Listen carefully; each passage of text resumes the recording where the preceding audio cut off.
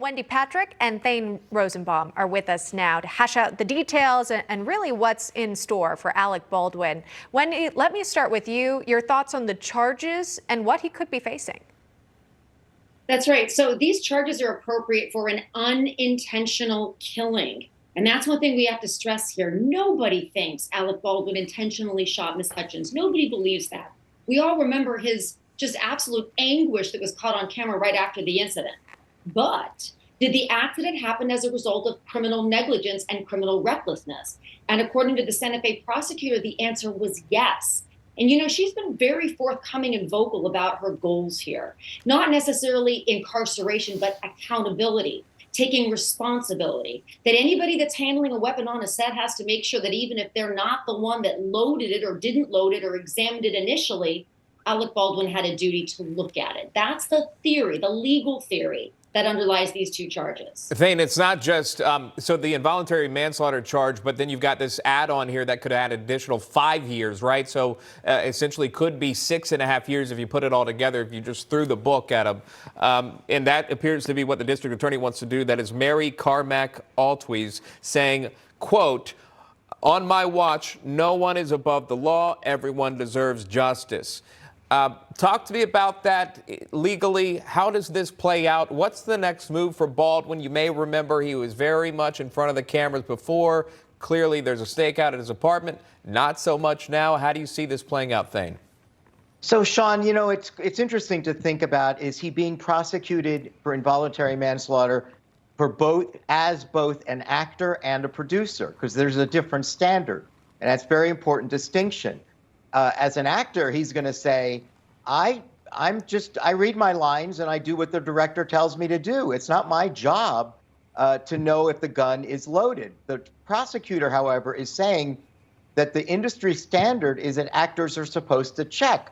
I find that surprising, but they're going to be making the case, and it's a question of fact, whether actors are required to check beforehand whether the gun is loaded. The second question goes to him as a producer, right? Which is, okay, now you're an owner. You're part of the making of this film. And there's an allegation that the film had very lax safety precautions. So now it's not a question of you sitting in your trailer learning your lines. The question is, you're a producer, you should be walking around. And if there's a question about the safety precautions, it's your job to ensure that the gun is not loaded with live rounds. That is a very significant factual question. Why were there live rounds on the set at all and in that gun? And who was responsible for making sure that the gun was filled only with dummy rounds and not with live rounds? Is it the actor's job, or is it the producer's job, or is it really just the armor person whose job it is to actually load the guns, hand the guns, buy the guns, supply the guns, and hand it to the actor? Yeah, a lot of questions remain in the case, and it could change, how Hollywood film sets are operated. A very clear reminder, you need to check and double check again when you're handing someone a gun. It doesn't have a live round. Let's switch gears, if we can, to this story. This is a Minneapolis-based case, totally different. David Chauvins has a request to overturn the verdict in the murder case of George Floyd, and his appellate attorney joined National Report earlier this morning with this claim. Watch this.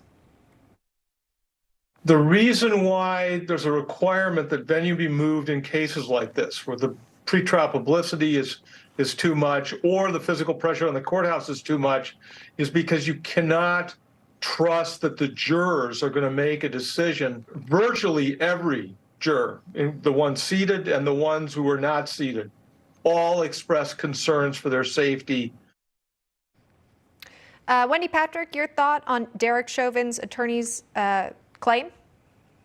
We talked about a case earlier this week, and I said, you could move it to the moon and you wouldn't find an unbiased panel that hasn't heard about the case. So I'll say Mars today. The point being, where are you going to change venue to where there hasn't been this widespread pretrial publicity? When Thane and I began practicing probably decades ago, there was a valid argument to be made that you could find some smaller jurisdictions that weren't hanging on every word of every commentator that's discussing a case. But there was even a problem in the O.J. Simpson case, and that was in the 90s. Yeah. So the problem with the George Floyd case, the problem with any high profile case, when you're looking at a change of venue and whether the reluctance to do so is grounds for a reversal, that's a very steep hill to climb. Yeah, I questioned him on that, and then he brought up the security of the juries and how everyone deserves a fair trial. Is he just going through the motions and saying, hey, we covered all bases for the client? That remains to be seen. We'll find out. 90 days, by the way, for a result on the appeal. Winnie, Patrick, Thane, Rosenbaum, we appreciate it. Thank you. Enjoy your weekend. Thank you. Thank you. Thanks.